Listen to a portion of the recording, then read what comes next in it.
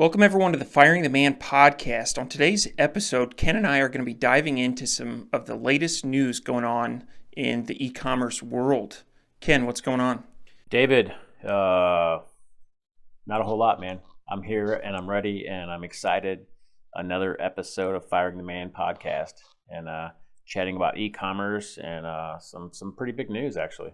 For sure. This first story we pulled off of Marketplace Pulse, and the title is Amazon native brand Anker goes public. And this caught my eye right away. And like many people, I have an Anker power bank for when I'd go camping to charge cell phones and other electronic equipment. And it wouldn't surprise me if we have a couple other Anker products in our household. Are you familiar with this brand name? You know what? I first heard Anker probably 2 years ago, and it was I can't remember who referred them, but basically, hey, these guys are like, top dogs on Amazon. So I've heard of Anker. I don't use a lot of their products, but what I do is I go look at Anker and see what they're doing on their listings and their products, and because they are one of the leaders, right? So Absolutely. So for those of you who are unfamiliar with this brand, Anker is a Chinese brand that was founded in 2011 by ex-Google engineer Stephen Yang. They debuted on the Shenzhen Stock Exchange on August 24th. Their target is $1 billion in sales in 2020, which is unbelievable. When we talk about growing an empire, this is a true empire. And when you look at companies that are going public, there's not a ton of companies that, solely focus on Amazon sales that are going public. And so this is super exciting for those selling it in the Amazon world and really an inspirational story. So a couple of things that really stood out to me in this article was that the company sold 46 million units in 2019, which is unbelievable. Their sales continue to grow. And again, only started in 2011. This company is not that old. I think that's actually kind of crazy. I want to revisit that. So it's a 9-year-old company, and in 2020 their expected growth, they almost hit $1 billion in 2019, and their sales are up 25% on the year, so they're easily going to surpass $1 billion in 9 years. And what's crucial is that, I guess, one piece that's really shocking to me is that they're an Amazon native brand, meaning they started on Amazon and they've grown on Amazon. So yeah, that's pretty startling, actually. Absolutely.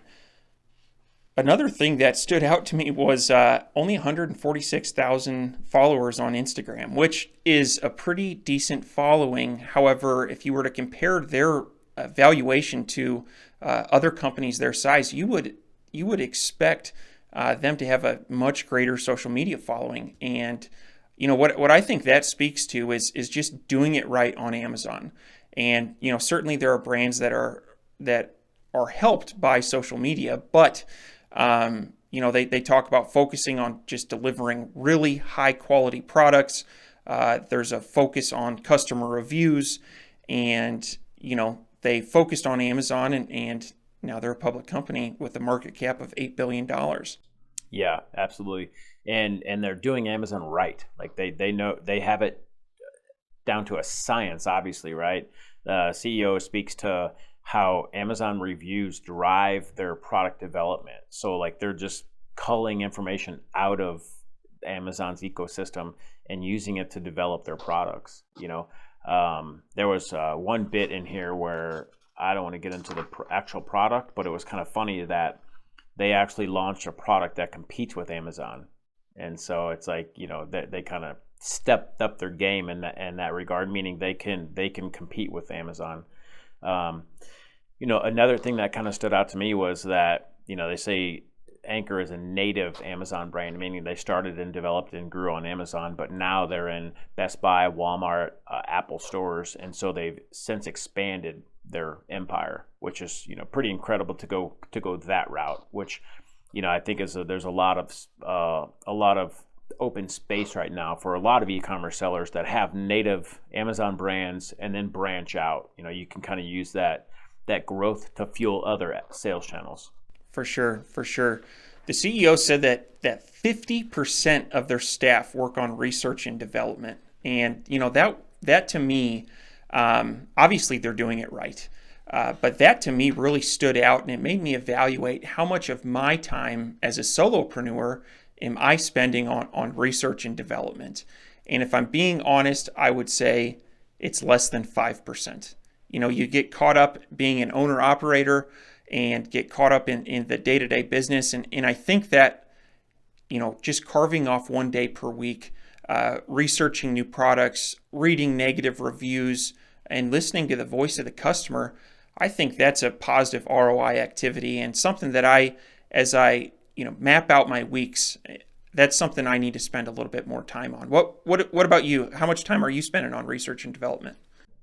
You know what? Not a whole lot, but I do. Whenever I do go to launch a new product or do product research, I'm looking at Amazon customer reviews from my competitors, or if it's not in the space, something similar. So that same methodology that Anker uses, I use that same bit, but definitely don't have the resources like Anker to have a huge staff doing R&D. But it is crucial for growth and expansion.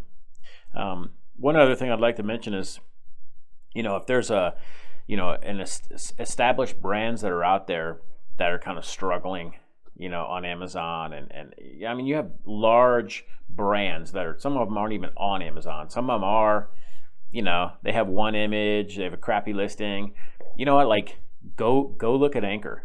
Go see what they're doing. Like, the Anker is at the top of the mountain right now. They're the top of the heap, right? They're the big dog. So go look at their listings. Go look at their storefronts. Go look at their products. Absolutely. As we were prepping for this episode, I was pulled up a couple Anker listings, and in terms of like infographics, they're sharp, they're clean, they're professional.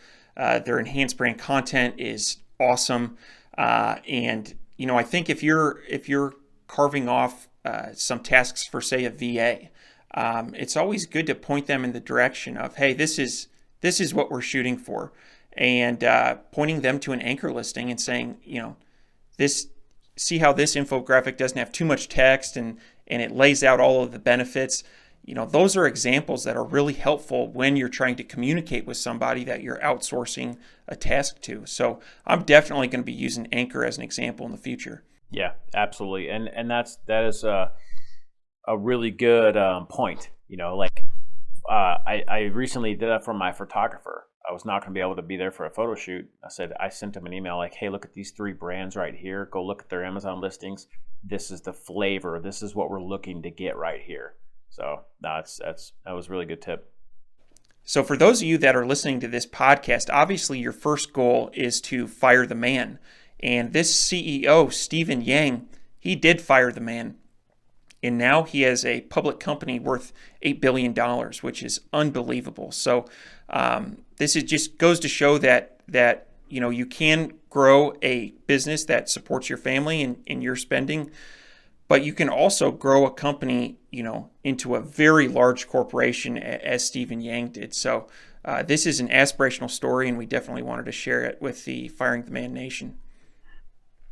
All right, the next article we're going to cover is, again, from Marketplace Pulse, titled "Amazon Seller Fulfilled Prime is in Limbo."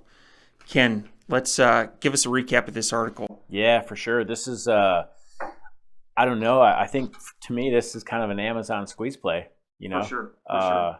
After going through this article, we'll dive into a little bit deeper. But at the end of the day, they're putting a squeeze play on sellers to offer, 1 day, 2 day Prime shipping and weekend deliveries, which a lot of 3PLs, if you're in a 3PL right now with all your products, they can't offer that. You can't do seller fulfilled Prime. So let's back up and explain why this is important. So right now, my inventory is at Amazon warehouses, and it is sold with a Prime badge, which when you look at conversion, people with Amazon Prime, they love that 2-day delivery. And so Amazon fulfills all of the orders in typically 2 days. Now, what happens is Amazon seems to increase their fees every year, and especially in Q4, storage fees, multiply by 4 or 5. And so just to sell on Amazon and have that Prime badge is expensive. And so what a lot of sellers are doing is they are migrating over to a third-party logistics company. So this is going to be another company that is going to be the 1 or 2 day that they're going to do the shipping. And you can still keep that Prime badge if you're able to meet those shipping requirements. And so one article that we had talked about a couple weeks ago was that Amazon was increasing their warehouse capacity by 50%. And so as people migrate over to 3PLs, that's going to put the squeeze on those 3PLs. A lot of them are not going to be able to do the 2-day delivery, and it's going to be hard to keep that Prime badge. Yeah. One not to cut you off, but one thing to mention is that Amazon statistics they released were these new rules starting February 1st, 2021 on seller fulfilled Prime. They estimate that only 10% of existing seller fulfilled Prime members will be able to meet those standards. 10%. That's a squeeze play. For sure. And you and I in our own businesses, we've talked about going to a 3PL just because Amazon warehouses right now they're backed up. I've had a shipment that has been sitting and receiving for 4 weeks, and so that's been very frustrating. And so I've been looking for better alternatives and also cheaper alternatives because selling on Prime is expensive. It's loaded with fees, and so this is, yes, it is a squeeze play. And when I think of long run implications here, we've discussed Walmart. They're on the up and up right now. They've paired up with Shopify, and they are growing every quarter. They just announced, I believe it was yesterday, I'm not sure when this podcast is going to air, but September 2nd, they just announced the long-awaited Walmart Plus. So they're chipping away at Amazon. They're getting some traction. Absolutely. And so, this is something that I was planning on doing seller fulfilled Prime through a 3PL just because I want to start selling on Walmart, and was hoping that 3PL could also do all of my Amazon fulfillment. And that may not be the case. And so what I think I'm going to do, we'll see how this plays out in Q4, but what I think I am going to do is still move forward with a 3PL, probably not move all of my inventory over there, but for maybe slower moving units, I'm going to change my shipping to where I'm going to not have that Prime badge, which is going to decrease my conversion, but it may be more profitable. And so this will be a big spreadsheet exercise, and we're actually going to record an episode on 3PLs. And so this topic will be coming up again, but this is a big deal right now, especially for larger sellers. Okay, yeah, and another thing I'd like to note too is the whoever wrote this article, we pulled it off Marketplace Pulse. They did a lot of research here, and they went to Amazon's website and they did searching for seller fulfilled Prime, and they said it no longer exists. They did a little bit of research and basically said they de-indexed it off Google. So Amazon is making it, the seller fulfilled Prime program.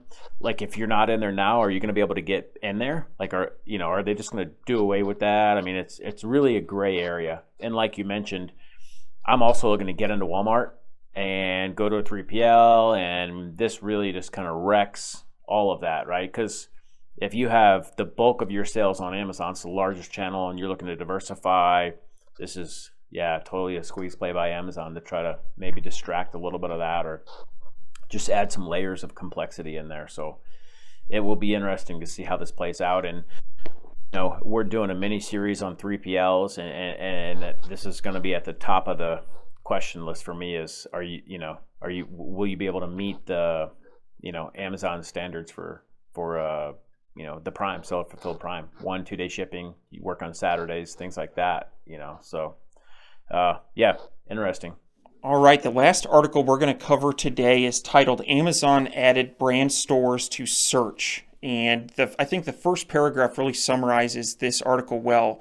And it reads, Amazon is testing a change to its search suggestions that adds a link to the related brand store page. Branded searches like Adidas have Adidas Store on Amazon as an option. Crucially, unbranded searches like men's running shoes also have a suggested brand store. Now, I think, when I think of the implications of this, being brand registered is more important than ever. When I was at SellerCon, would have been about a year and a half ago, that was when this was first coming out, and there was a huge push to become brand registered on Amazon. And they have been giving more and more privileges to brand registered stores. And so I think that if you're not brand registered, get the ball rolling on a trademark and get brand registered, because they're giving even more benefits to companies like this. Yeah, absolutely. And I really like how Amazon always says, they test new things, see what's working, and their push to storefronts is huge. This they're adding brand stores to search now. That's just kind of a I haven't seen it a lot. Looks like they're just testing it on certain storefronts and getting some test data. But I like you mentioned, it is huge having a storefront. They've also added Amazon attribution now, where you can run paid ads from Google, Facebook, wherever, to your storefront and measure the conversion rates. So obviously, Amazon conversion rates are way higher than just your standard e-commerce site. Not that your Amazon storefront is going to replace your e-commerce site, but if you did want to test it and see if ad revenue comes over. But back to the main topic, that they added the brand stores to search. Like, how are you going to get there? How can you get there? I don't know. I haven't seen it. Is it keywords in your storefront? Is it gonna, because the example that they use in the article is ASICs, and the keyword is men's running shoes, and then at the bottom it just says ASICs store on Amazon. So how do you rank for that? Is that something that you can pay for, PPC? Like, I don't know yet. We'll have to see how they roll this out. For sure. Before we recorded this episode, you told me a next level hack on Etsy that you've been seeing. Etsy is following a similar branded store approach. Can you go into detail on that? Sure. So I've recently added Etsy as a sales channel on one of my brands after you said it would work out, and it has. Thank you. So I've been really drilling into Etsy, and I found this one little hack. I wouldn't say it's a hack. It's kind of, if it works for you, great. If not, so if you search, like we were talking about before this episode, let's say you have a shop on Etsy and you sell custom whiskey glasses, right? And your shop's name is Duke's Drinks, right? And then so someone comes to Duke's Drinks and then they shop around and you have a bunch of assortment of whiskey glasses. Well, if whiskey glasses is your main niche, change your store name to Whiskey Glasses if it's available. And when shoppers search that in the top, it will your shop will come up. So instead, and so when someone searches whiskey glasses, your shop name is there. They click on that, they go directly to your store. That's that is a next level, hack, strategy, whatever you want to call it. I think for people launching new brands, this is something to think about when you're naming that brand.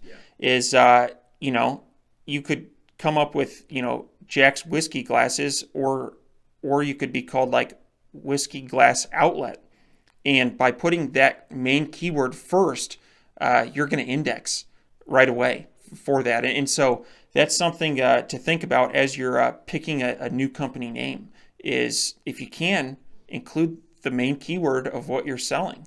Yeah, absolutely. Like we always talk about, you're starting over again. You're obviously you want to drill into a niche, and if you can incorporate those main keywords into your branding, your next level SEO out of the gate.